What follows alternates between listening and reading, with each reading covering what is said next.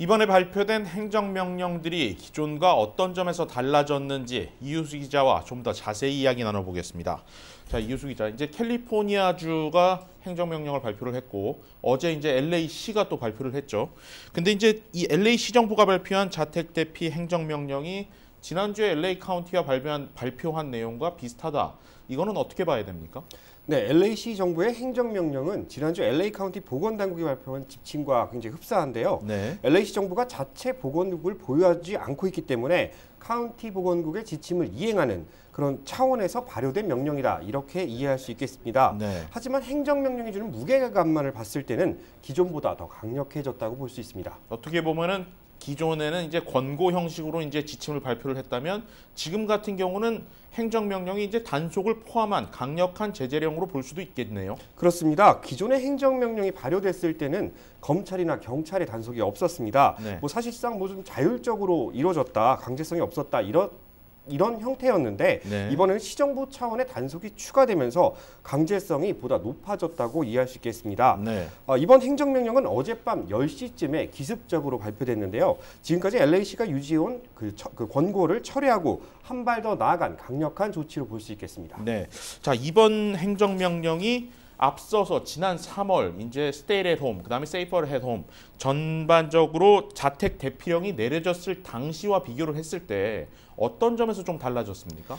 네, LA시 이번 행정명령의 공식 명칭은 Targeted Safer at Home Order입니다. 네. 뭐 명령이란 얘기죠. 예. 자택 대피령이라는 큰 틀은 기존과 동일하지만 필수, 비필수 업종에 대한 여러 가지 영업 조건 등 세부적인 사항이 굉장히 구체화됐습니다. 네. 지난 3월에는 주정부가 우선적으로 스테이 앳 홈 명령을 발표했고 네. 그다음에 그 하위 조직인 카운티와 시 정부가 이를 따라가면서 세이퍼 앳 홈이라는 그 별도의 행정명령을 발표했었는데 그렇죠. 이번에는 카운티 정부가 오히려 선제적으로 명령을 발표하고 네. 시 정부가 이를 따른 뒤 주정부가 포괄적인 명령을 내려주는 순으로 약간 과정의 변화가 생겼다. 이렇게도 볼 수 있겠습니다. 네, 이번 행정명령에 이제 타겟티드라는 말이 붙다 보니 어떻게 보면 이제 소매 영업들은 부분적으로 경제 활동을 허용하는 것 아니냐. 그렇다면은 지난 앞서 있었던 행정명령보다는 조금 더 완화된 것 아니냐. 이렇게 해석할 수도 있을 것 같은데 실제로는 어떻습니까? 네, 사실 그 부분적인 경제 활동을 허용하고 있는 이유는 따로 있습니다. 지난 3월 같은 경우에 모두 다 닫고 이제 시작을 했었는데 네.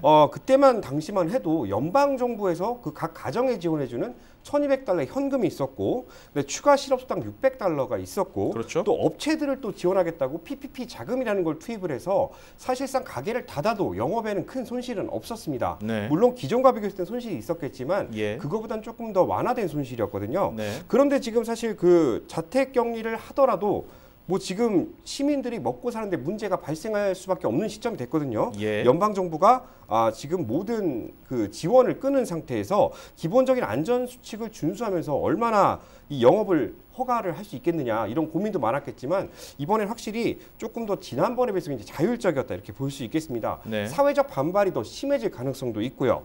하지만 원격 근무, 그러니까 재택 근무가 가능한 일반 사무업종 같은 경우에는 사무실 출근을 허가하지 않고 있습니다. 예. 필수 업종으로 분류된 업종의 경우라도 방역 지침을 지금과 같은 수준보다 좀 더 강화된 걸 지키지 않으면 허가하지 않겠다. 뭐 이런 식으로 강력하게 나오고 있습니다. 예. 밤 10시부터 새벽 5시까지는 모든 업종을 대상으로 이제 영업을 금지를 하고 있는데요. 예. 이것 역시 지난번과 좀 더 달리 또 포용할 부분은 포용하고 강화할 부분은 강화했다. 이런 식으로 좀 이해할 수 있겠습니다. 네. 뭐 단순히 생각하면 그 쇼핑을 가거나 뭐 나들이를 떠나는 것이 아닌 이상은 그런 방법이 아닌 정말 자택에만 있어라. 자택에 있어야 한다. 그냥 생활에 필요한 생필품만 구매하는 걸 허용하겠다. 이 정도 수준으로 이해할 수 있겠습니다. 네.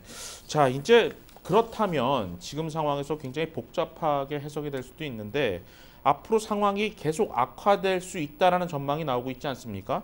그럴 경우에 지금의 자택 대피령이 전면적으로 확대될 가능성 있습니까?